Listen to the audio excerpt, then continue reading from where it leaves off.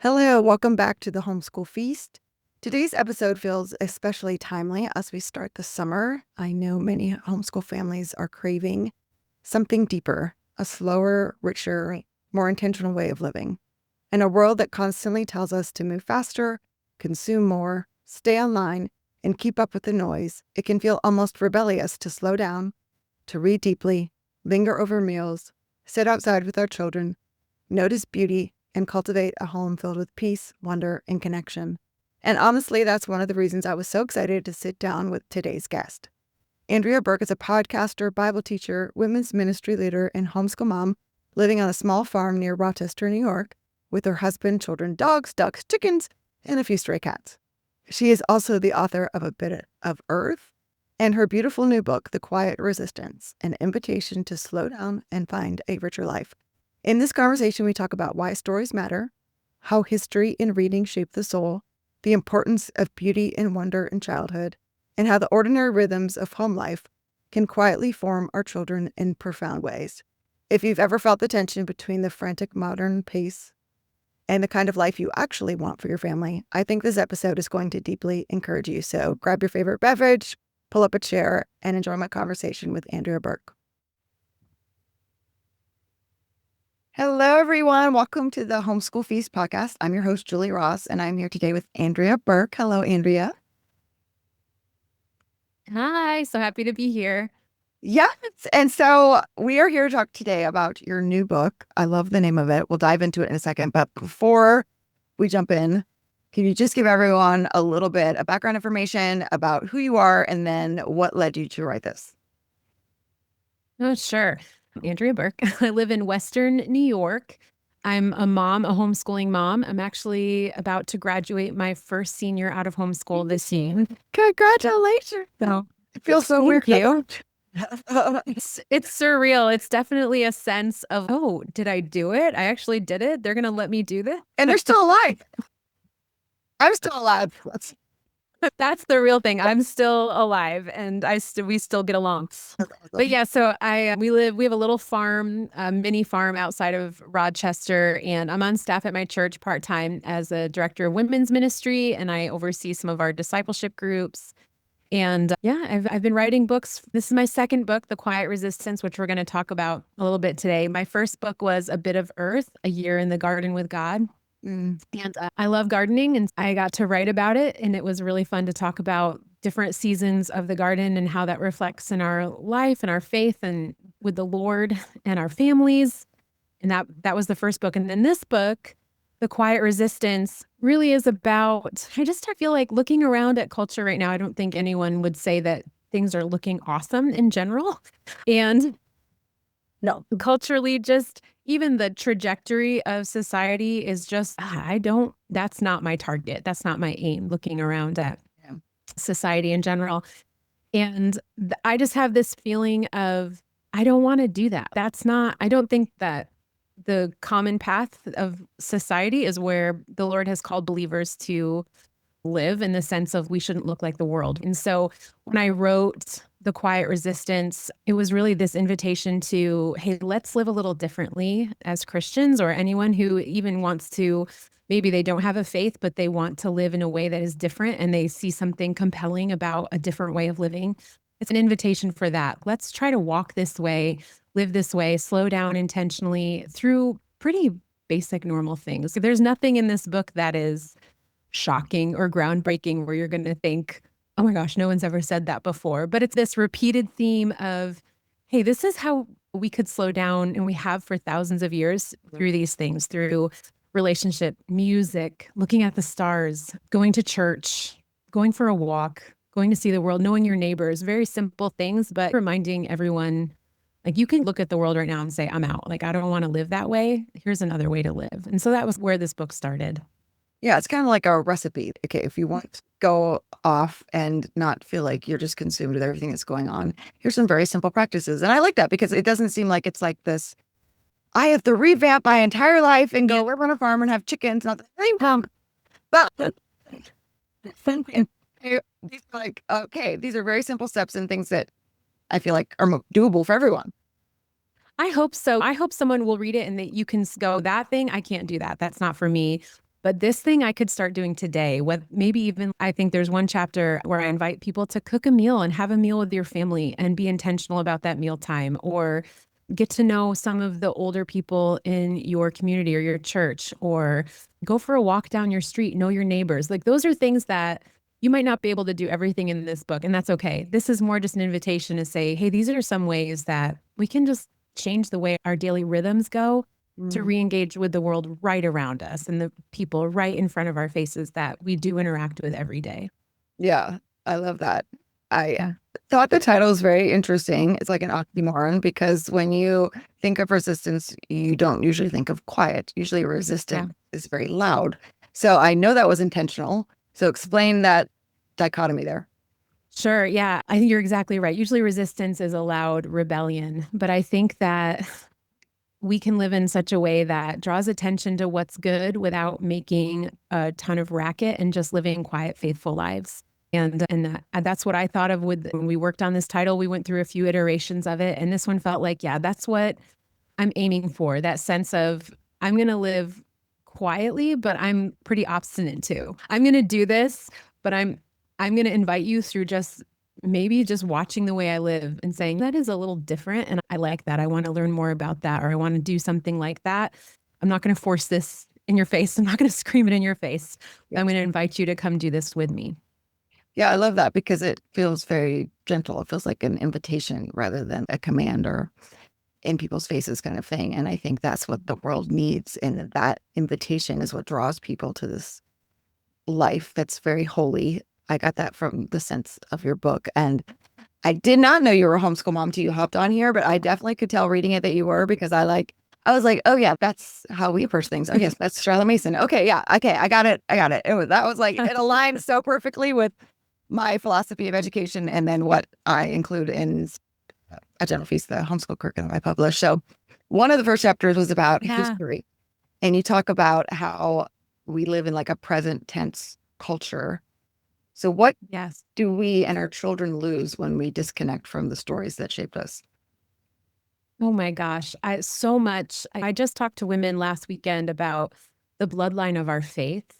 And I think it also links to just even the bloodline of history. When we disconnect ourselves from history, we lose a sense of culture, like what's actually happening. How did we get here? What is really happening in politics, in marketing, in relationships, in everything from war to education? We lose like, how did we get here sense? And you're left with this idea that it's on me and our generation to solve all the problems, figure it all out, and we don't need anyone's help. It's almost this arrogance of present tense view that you think I can do this on my own. I don't need anyone else. But when we connect to history, we actually see that a lot of themes in culture are repeated over and over again. A lot of arguments are repeated over and over again. I think I talk in that chapter about ideologies that are regurgitated with new words or modern phrases. And if history, you can look around and go, oh, I see what that is. I know what that is. I can see this is not anything new. As Solomon said, there's nothing new under the sun.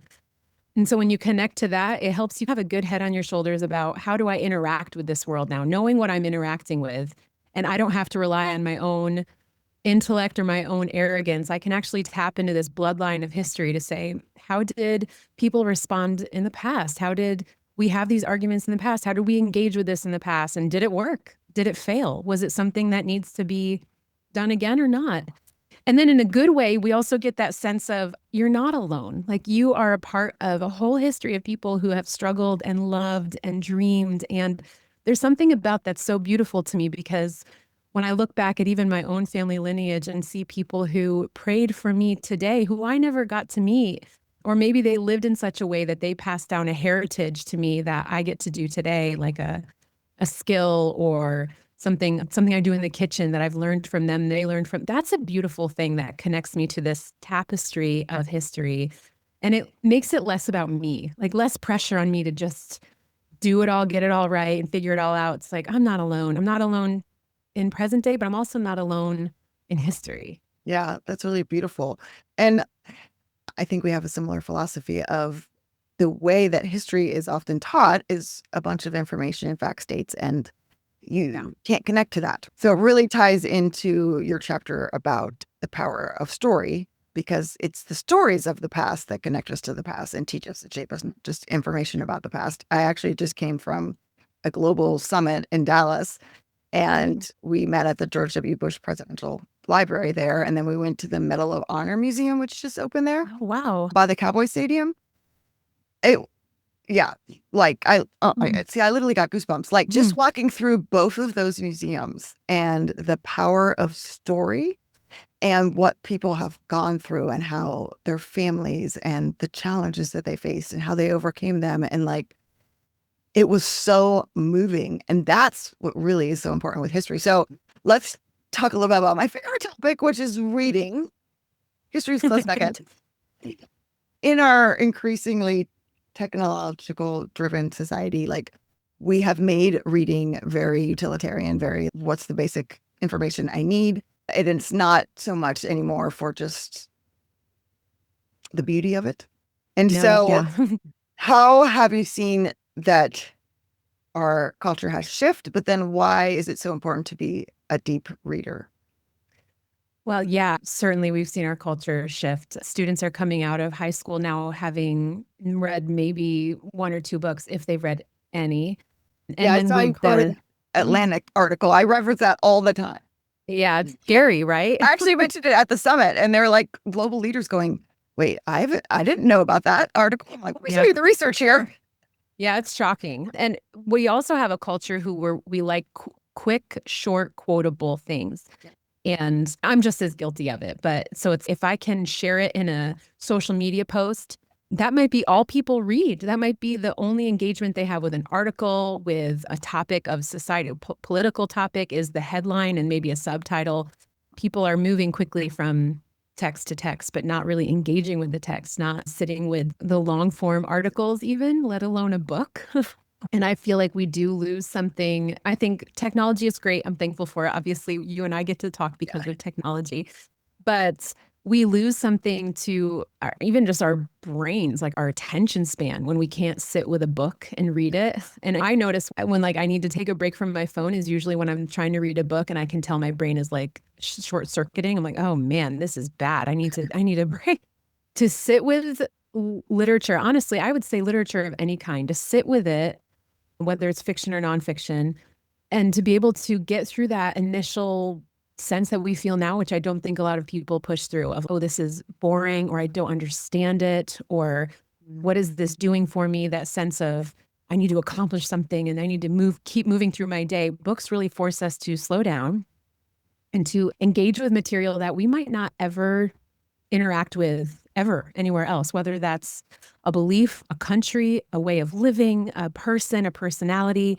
And it invites us into this space to have a conversation with this author, really, who's inviting us into this and engage our mind with it and sit with, I disagree with that. I don't know what I think about that, or that's interesting. I've never thought of that before, to place our minds in someone else's shoes and experience something that maybe I've never experienced, but to see it in a way that I can understand and have compassion for someone else who maybe has been through something that I have never been through, but I can understand their story more. I mean, there's so many pieces of being a human that come from reading and understanding how to engage with that text. And so it's not even just the reading. I think it's the engaging with it, right? The allowing our brains to ask the questions and sitting in there. I think I wrote a little bit about the book too, how I tried to read, like Stephen Hawking has some books.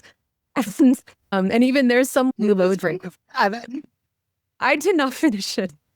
To be the fair, to challenge our brains, to give it like actual workout for our brain to sit with something and think, this is hard. And if I go back and read stuff from even early church fathers, I'll read a lot of primary sources of things, and I sit with some stuff and I'm like, this was normal writing for them. This is how they communicated. And if they wrote it with like a quill, you're like, what? And I'm trying to read it, and I have to read it like 3 times. Okay, I'm going to read that again and process that again. What are they saying? I want to understand it. And the goal isn't to just have a quote to share. It's because I really want to try to build something internally in my brain and my heart. And it's like a workout, like a mental workout with some of those pieces. Oh, yeah. So I'm trying to get my kids to read all the time. It's a fight against technology, to push back against technology, and to encourage them to read stuff that they might not gravitate towards initially. I want my kids to read things that they love and that makes good readers. I think if kids find books they love, it helps them become good readers. But I also want them to become good critical thinkers when they read, which means I want them to read some stuff too that they're like, I don't understand that, or I don't get that. And like, Or I don't agree with that too. That too. Absolutely. And that's huge because I see that so much in the homeschool community. If you could include this book in your curriculum, and I don't want my kid reading this. I'm like, we have the best discussions from the book. Yes. That I was yes. Like, and I didn't have to like, I don't know what the word is, like pre-read, select, take out things in order to hand it to them. Like I wanted them to chew with the big ideas and chew with the hard questions, and I just give it to them. Let's run through these big ideas, because like you're saying, like that's actually building the mental muscle. Otherwise, you're just getting fluff and candy in your brain all the time, and that muscle which is fine. I love some candy every now and then, but like, don't be wrong. You gotta have the cool read. You know what I'm saying? If all I have this cool read, I would not be the person that I am. Oh, 100%. Yeah, and I think that's really important for parents to hear, for ourselves, but also for our kids, that a book can be sad, or a book can be challenging, or a book can be even boring to a child at first until they get into it. Because I know I've read books that were boring the first couple chapters, and I got to the end and I was like blown away. So how do you navigate some of the harder, challenging things of life through stories? Oh, especially with my kids when it comes to harder topics. There's some fiction books that we've read during read aloud time that address topics that provide a way for us to talk about difficult things through the lens of a character that they can relate to, which helps so much versus me just being like, this is an issue, we need to talk about it. And they have no context for how does this apply to me? I don't understand this. Reading different historical fiction books where they can understand relational tension or things like that are happening in society, people being marginalized or suffering, or different things that we can actually have a conversation about it because they have a story to anchor around, to understand the topic a little bit more, how it applies, how it affects someone, how did this affect this character. I remember one book we read, gosh, I can't remember what it is right now, but it was during the civil rights era, and I was like crying while we were reading it. We were like feeling it together, and I thought there's no news article I could share with them that will create this experience, for lack of a better term, of us understanding something and as close as we can understanding it in 2024, whenever it was that we read it.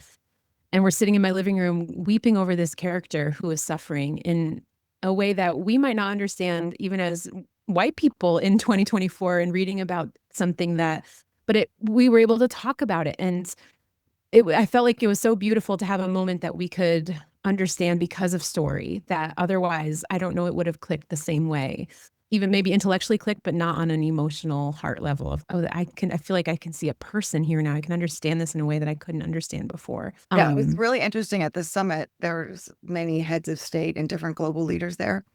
And I asked them, our world seems very dark and we need hope. What hope do you have for the next generation? And what kind of leaders do you think we need to be cultivating to change the course of human history? And all of them, there are 5 gentlemen up on this panel, all said empathy and being able to understand each other even though we're different. And I'm like, that's stories. That's the only way I know of. Totally.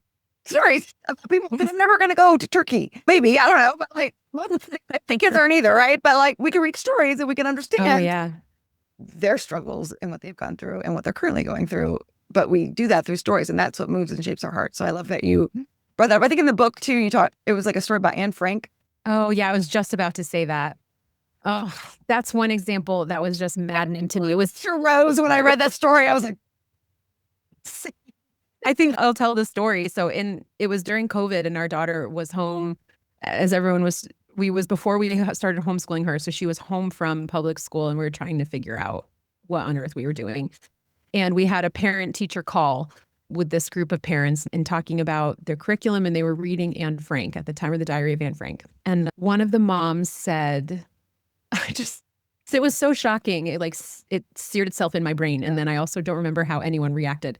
She said, Now, why do you have them reading this Anne Frank book? My daughter came downstairs the other day. She was very sad and she was getting very sad about it. And I told her, I'm sure it gets better, honey. I'm sure it has a happy ending. And we all just like the complete dissociation of what is happening right now. I just, Wow. shock, truly shock. But to contrast that, my son just read The Diary of Anne Frank this last year. And we had so many conversations where he was like, wait a second, she was my age. Mm. And he started to click like, this isn't just some removed historical figure that I can't understand, but suddenly it became his world. Like he was looking at us and his family and the things she was doing. He was like, I do that. I feel that way. And I could tell because he was getting attached to the story. And I thought, oh man, this is going to be hard. This is going to be a conversation. And it was, but important, right? Because he had story and he understood, he suddenly connected his heart in a way that he just couldn't have otherwise without story. Yeah. Yeah. It really is beautiful. And in your book too, I love that these little kind of habits and rhythms really do shape the atmosphere of a home.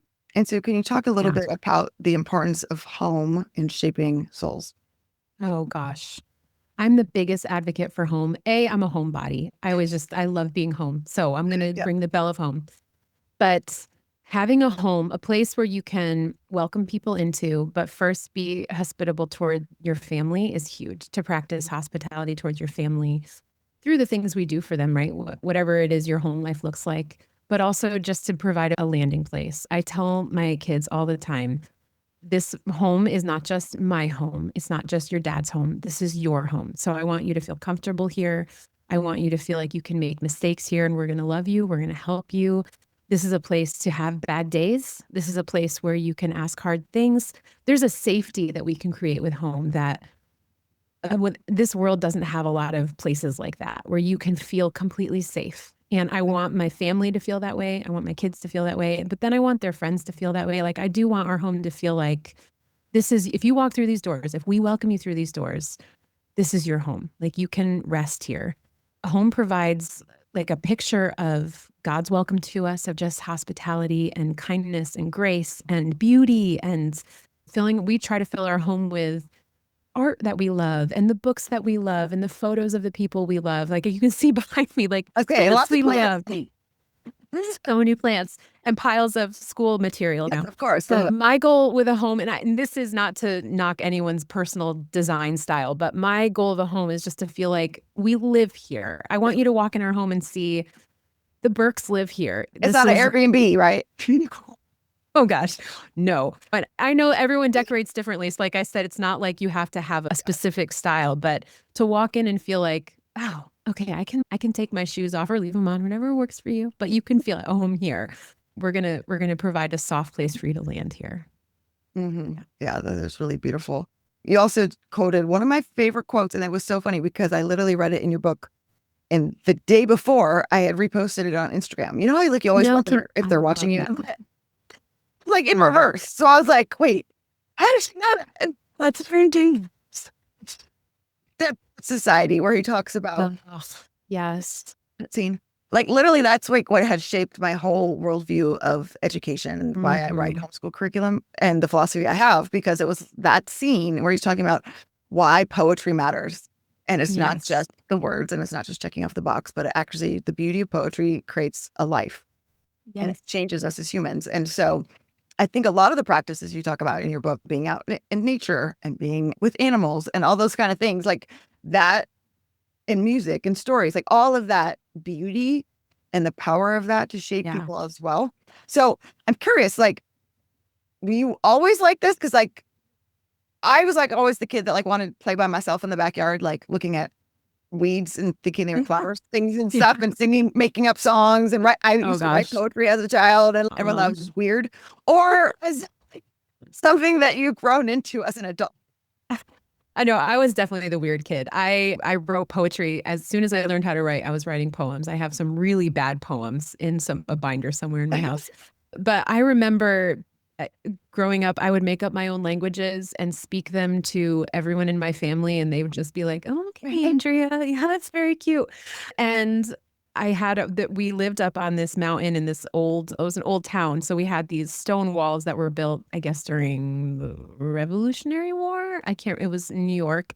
And there was one stone wall that had fallen down up this whole hillside, and I called it the Queen's Staircase. I remember this. And I would spend hours there by myself, reading, living in a world of just like Anne of Green Gables-ish imagination, and finding my way to waterfalls up behind our house up in the mountains a little bit. And I was very outdoors kid, but I also loved being in my room with books. And as I grew older, that moved into I loved old jazz and Billie Holiday. I would sit in my room and listen to Billie Holiday for hours in my room, and twinkle lights. And so I feel like I can look back on my life and see, oh yeah, this is always beauty, and this sense of depth has always been a desire for me. I wanted to live in a very deep, rich world my whole life, and sometimes looked odd, and that was okay with me. I just was like, this is who I am. And then bringing that into my home now as an adult obviously looks a little different than wandering a fell down stone wall somewhere, but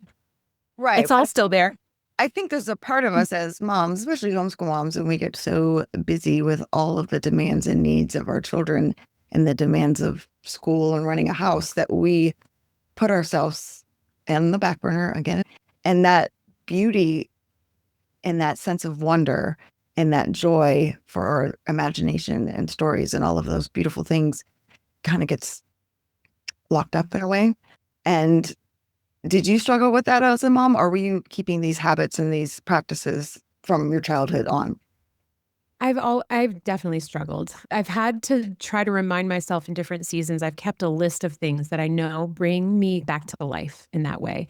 Simple things, lighting a candle, opening the windows in springtime so I can hear the rain, the wind, see the birds, whatever it is. Really simple things, but I knew those were like little lifelines back to who I've always been.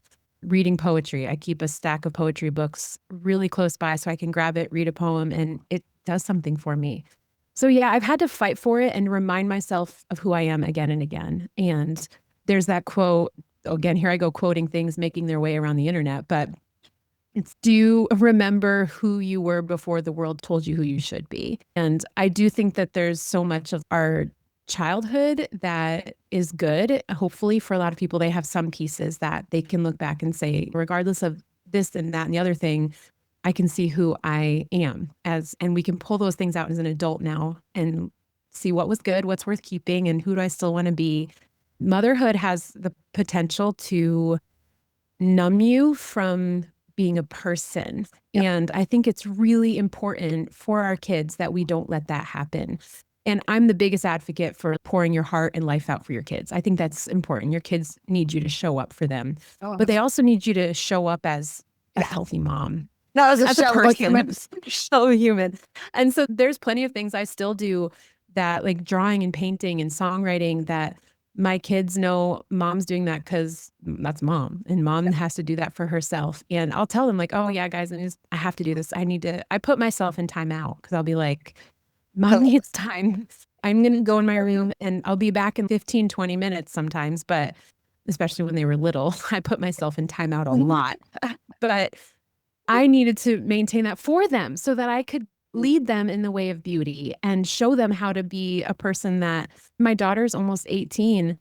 And I want her to see that I didn't just disappear for her last 18 years, that Absolutely. I kept living. And for her, I kept living to show her things and invite her into that with me and see her things that she loves and engage with that. And the world can only become bigger and more beautiful when you have kids if you let it, instead of just erasing yourself. I don't know if that makes sense, but. No, absolutely. No, I totally agree. And I think, yeah, if we want to guide them into this quiet resistance, like we have to be the one modeling that, and we have to be the one that is continually filling our own hearts and minds with beauty. And you talk in the book about going outside at night and looking at the stars as a form of worship. So I think wonder and awe are so key. So tell me your thoughts on wonder and awe in the Christian life. Oh gosh, yeah. I think as far as I think that there are so many opportunities to experience wonder and awe in creation, to worship God. He reveals himself to us through creation. This is what scripture tells us. That's one of the ways he reveals himself. that to be pursuers of that is a good thing, and to pay attention and notice those things. And I become a little obsessive about marveling at things because I really, again, want my kids to see it. So when we've had super moons, I've packed my kids up at 10 o'clock at night and I'm like, get in the car.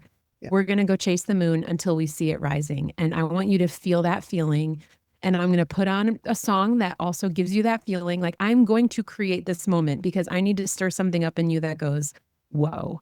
And stop looking at your screens. You need to feel something. And so we've done that because that's that feeling of, whoa, like, I'm small. This is beautiful. This is bigger than me.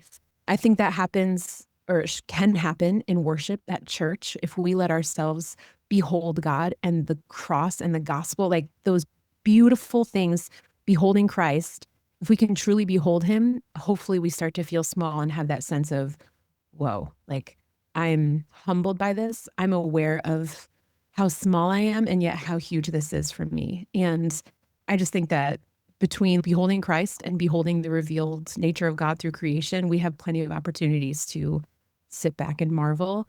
Yeah. But we have to be able to pay attention. We have to turn off that sense of, what am I getting out of this? I don't have a lot of time. How long is this going to take? I've got to go do this next thing. Like, we have to be able to sit in the discomfort of waiting for that sense of, I need to feel small. You know what I mean? Like, for sure. Pursuing that, finding it.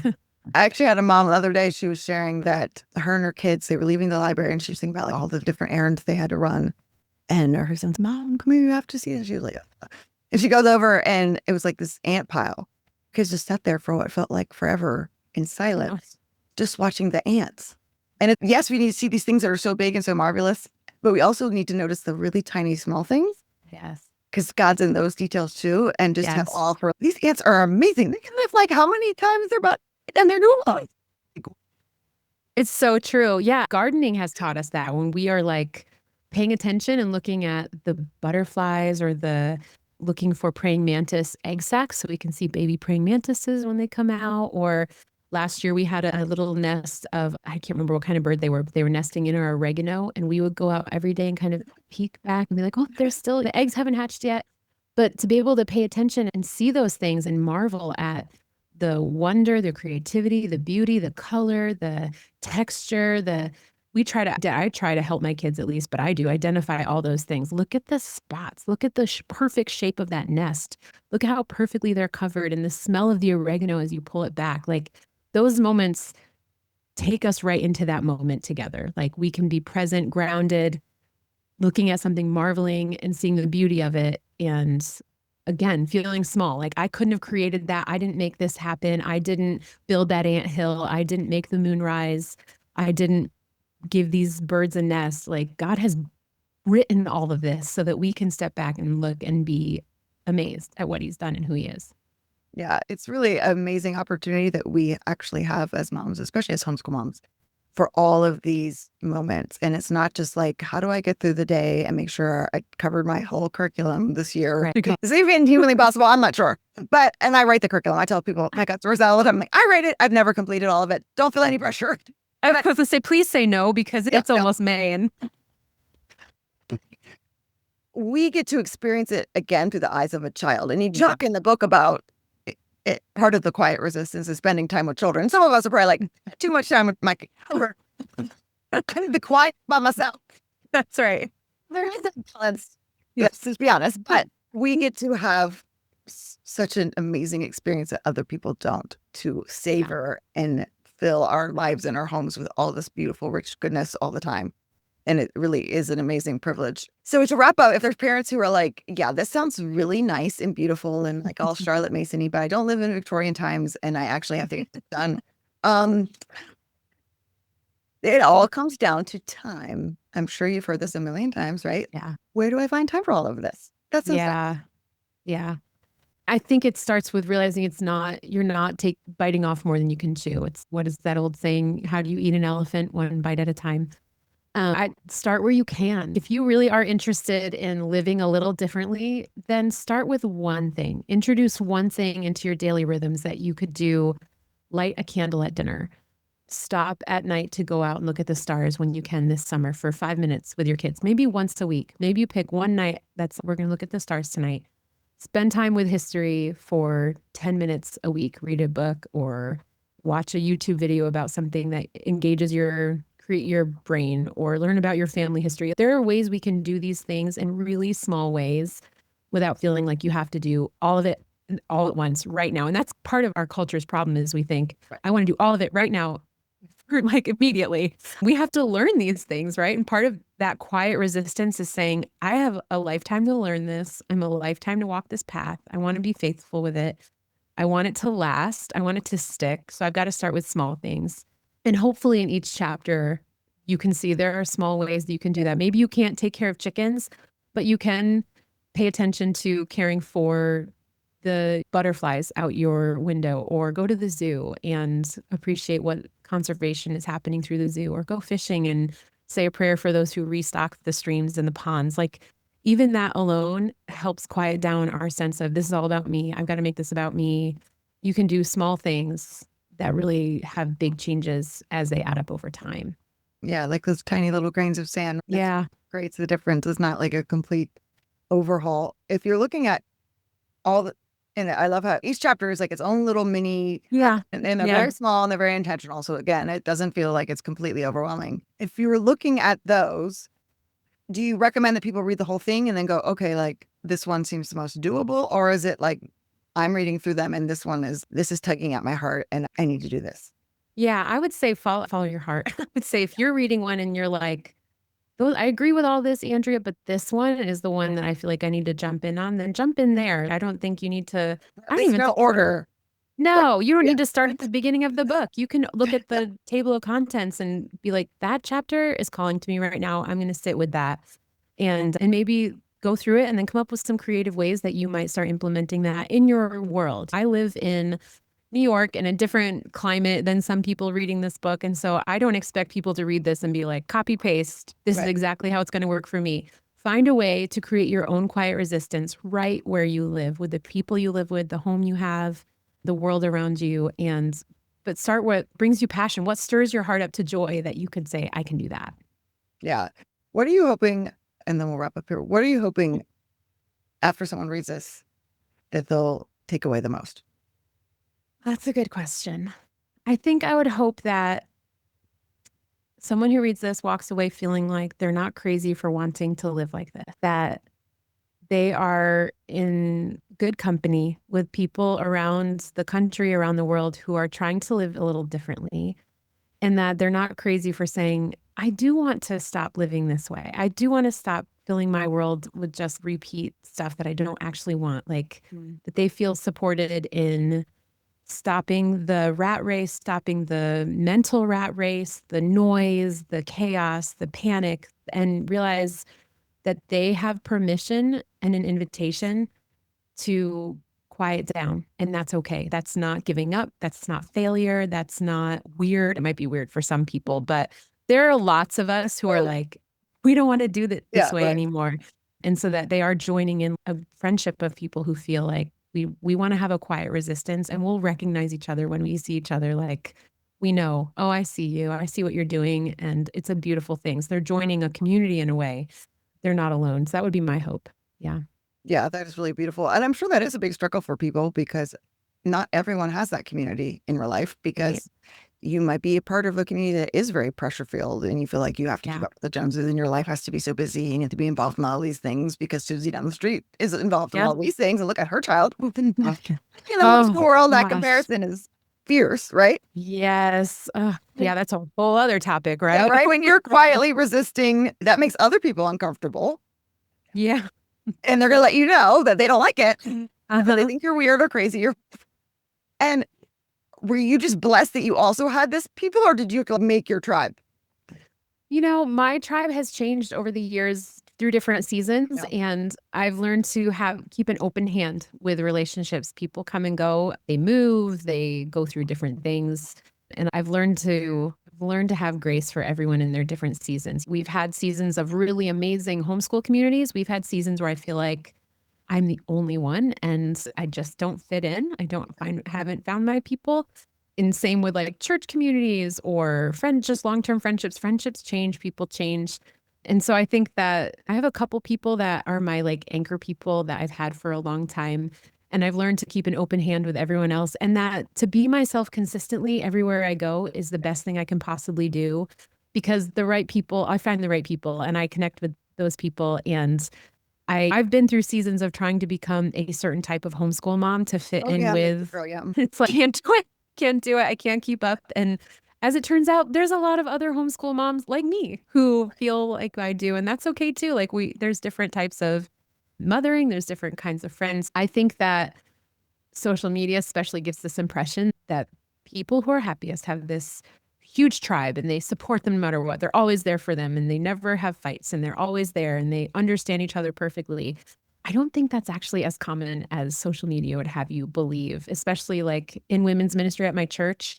Most everybody thinks everyone else has friends. Yep. And they think Right. they're the ones who Mhm. are the weirdos and why don't I have friends? It's like nobody actually feels like they have friends. We So- just have to be vulnerable enough to admit that to you. Yeah, Right. totally. Yeah, exactly. That's beautiful. Thank you so much for coming on. I really enjoyed our conversation. How can people get your book? Yeah, you can go to Amazon, Barnes and Noble. I think it's christianbook.com. Anywhere you can get books, you can find The Quiet Resistance, an invitation to slow down and find a richer life. And it might even be in some bookstores in the South, I think, but I'm not sure. I know that it doesn't hit bookstores up here much. It's not quite the same demographic for shopping in the Northeast as in the South, but you can check out your local bookstore too, or ask them to stock it, which would be really great if you get it in the store. That is awesome. And how can people find you? Yeah, I'm on almost every social media. Andrea G. Burke. Don't forget the G. It's for Genevieve. My grandmother was named after her. So AndreaGBurke.com, Andrea G. Burke on Substack, Andrea G. Burke on Instagram. If you search the name of my book and my name, you should be able to find all of my socials. You'll obnoxiously find me everywhere. But can we pause this for 1 second? Yeah. And talk about the amazingness of Substack? Oh my I gosh. think you just mentioned I it. love I am Substack. in love with Substack. Yes. Like for a long time, people kept talking about it. I'm like, I don't need one more thing. I already have something going. Like I never got on TikTok because I was like, I just can't handle one more thing. This makes no sense to me. I don't even understand TikTok. And finally, someone broke the wall down 2 months ago, and I got on Substack, and I'm like, I can breathe again. I'm like, this is like OG Instagram back in the day. Write like a blog post and put like a picture of my kitchen or whatever. Like I didn't have to like spend hours making reels and like thinking what's going to be cute for people. It's just real honest people, and there's not the drama. Have you found that? Yeah, it's not no drama. No, people engage sincerely and with kindness and real thoughts and engagements with your, like, it's so nice. It's so nice. It depends on who you subscribe to. I just keep, and then simple. And the people always ask, I'm like, oh my gosh, this lady lives in France and she's talking about like her main character May, and I'm like, yes, I want a main character May, like someone who lives in France. Like, love that. Yeah, right. Like, I'm looking at it going, I don't want to follow this person. Like everyone is so beautiful. Yeah, you're right. It's such a refreshing place. Every time I go there too, to just see what people are posting, I'm inspired. I'm moved. I cry. I'm like, this is such a beautiful space with just good people who are trying to put beauty into the world. I think that's part of it. There's a lot of artists and writers and creators there who are just like, obstinately, I'm going to make beautiful things and you don't have to like them, but I'm going to make them. And we're all there. Yes, please keep creating beauty. It's so important. I actually posted anything. So if you're listening, don't go try to find me. But I just want to be in it right now and just be fed by other people and not write anything. But I know I will, because it's such a comforting, like, I feel like it's the tribe that I've been like, where are these people? They're all in we're all in Substack hanging out over there making stuff. So everyone go follow Andrea on Substack. If you haven't gone on it, you're going to thank us for it later. All right. Thanks again for coming on. My pleasure. Thanks for chatting. All right. Let me stop this. How do I stop this? I've made the mistake before of like just stopping it and then ending the call. Oh. If that happens, that's okay. Thanks so much for listening to today's episode. Let's wrap up with some key takeaways. Number 1, small rhythms shape the soul. Andrea reminds us that change does not usually happen through dramatic overhauls, but through small daily practices repeated over time. Lighting a candle at dinner, going outside at night to look at the stars, reading good books, gardening, or sharing meals together can slowly transform the atmosphere of a home. Number 2, stories help us become more human. One of the most powerful parts of the conversation centered around the role of literature and story in forming empathy, compassion, and understanding. Books allow children to emotionally connect with people, cultures, and experiences far beyond their ordinary lives. Number 3, wonder is essential for both children and adults. From watching ants on the sidewalk to chasing the moon late at night, wonder helps us pull out of hurry and back into the presence of God. Andrea shared how paying attention to beauty and creation cultivates humility, worship, and joy. Number 4, home should feel lived in, not performed. Andrea beautifully describes home as a place of welcome, rest, safety, and belonging. Rather than striving for perfection, she encourages family to create homes filled with hospitality, beauty, story, and music. And last but not least, slowing down is not failure. In a culture obsessed with productivity and constant motion, slowing down can feel uncomfortable or even irresponsible. But Andrea encourages listeners to see quiet living not as laziness, but as intentionality and faithfulness. If you enjoyed today's conversation, you may want to check out Andrea's new book, The Quiet Resistance, An Invitation to Slow Down and Find a Richer Life. You can find that wherever books are sold. You can also find out more information in today's show notes at thehomeschoolfeast.com. If you are looking for a way to bring in the slower pace of life into what you are doing in your homeschool, you really want to check out the Feast Table membership. Doors are now open. Go to thehomeschoolfeast.com/table to find out more.